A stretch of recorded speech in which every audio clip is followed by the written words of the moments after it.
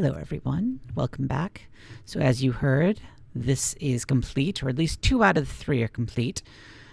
And you may have also noticed that I've switched to a completely different format. I think last video I did, I was talking about how I was going to go from these compact Eurorack style modular slot things to something that was like a desktop square. And then I was like, while I was building that, I'm like, you know what, let's have a little bit more fun with it. So I went with hexagons because I got this idea in my head where I could like connect them and have this like whole honeycomb instrument. And I love the aesthetic. The wiring gets really complicated. If you'll remember, part of the reason why I went away from this style is because the size was so limited. To make them this compact, I could only fit in so many controls. And essentially this could only do reasonably one voice at a time. And there's so many more inputs and outputs that are available on a daisy seed that it felt like a waste of a daisy seed to only have one voice when I really have enough ins and outs to do 2 voices. So that's why I started developing a desktop style, which eventually turned into this honeycomb plan, and because I'm able to fit 2 voices. So as you can see here, these are actually, I don't have them all wired up. I ran into some issues which I'll talk about, but this is my sequencer. And it's essentially a main BPM and then 4 channels where you can adjust the gear ratio, offsets, things like that. I've had a lot of trouble getting the offsets and like other offsets and multiplets and things like that. I've had some trouble, honestly, trying to program that and get that to work. So right now it's purely a gear ratio and main BPM, kind of like my original slim modular sequencer that I did. But they go out into... Each of these is 2 voices. This one is not complete. I just popped it on for display purposes. And you'll see the amount of wires this thing has, which is part of the problem. But yeah, so 2 voices. This is essentially my kick and my snare. I'm specifically going for an industrial sound. So it sounds particularly nasty with adjustments that lean heavily into noise and shaping.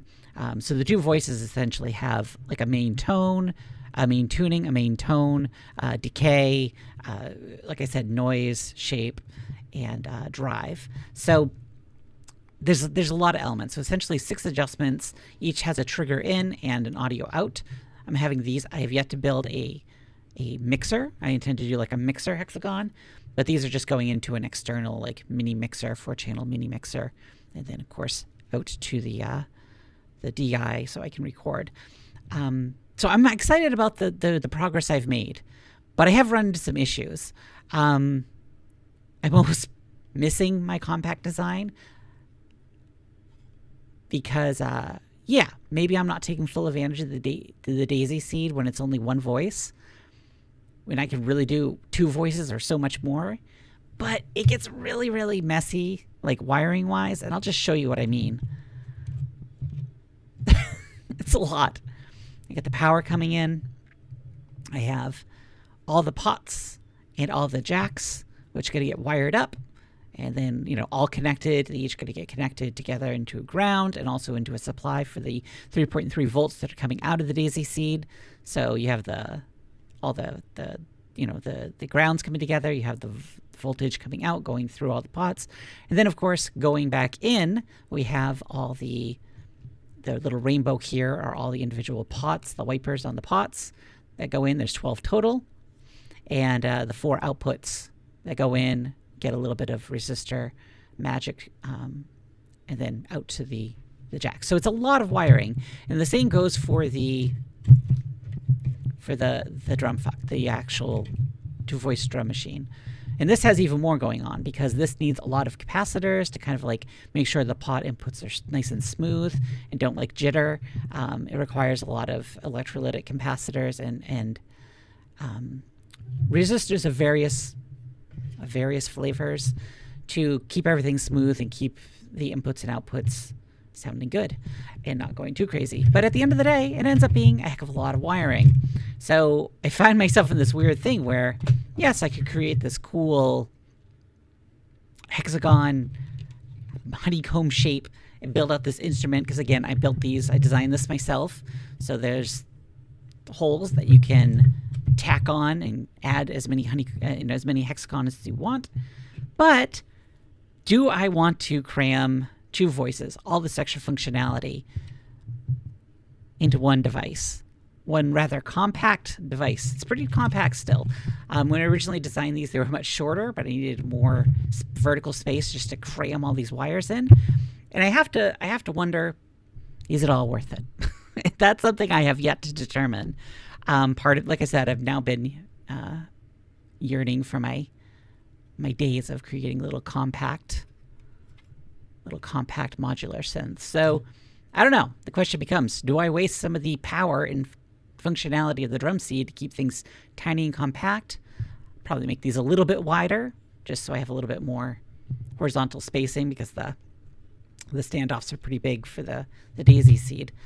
So, or do I go with, something fun like the hexagons that require a heck of a lot? There's a lot more going on in each unit, a lot more wiring, and the programming itself gets a lot more complicated because now I'm dealing with twice as many things. So I don't know. Is it worth it? I can't really say. I'm excited with the progress. I like the sound that's coming out of them. But I do need to decide, okay, is this the path to go for? Do I continue down this path? Do I go ahead, finish wiring up this second drum machine? This would be, maybe a crash hi-hat, who knows?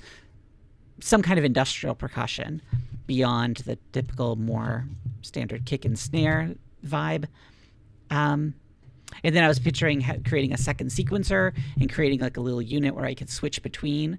So basically have 2 of these connected to each other, and then have them all the outputs, the triggers coming into like essentially a trigger mixer that I could switch. I don't have it handy, but I have a big toggle that I could use to switch back and forth. So I could switch between like a chorus and like a verse, drum beat, that sort of thing.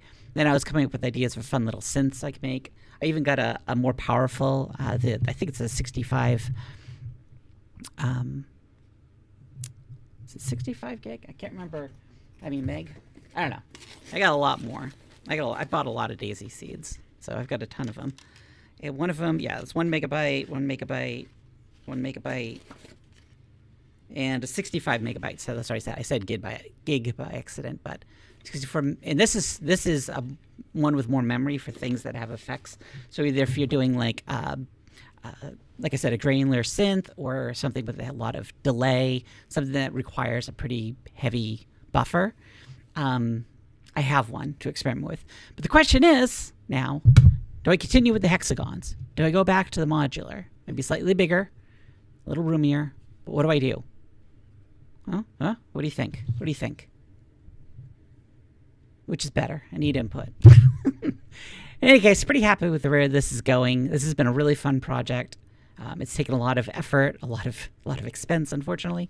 A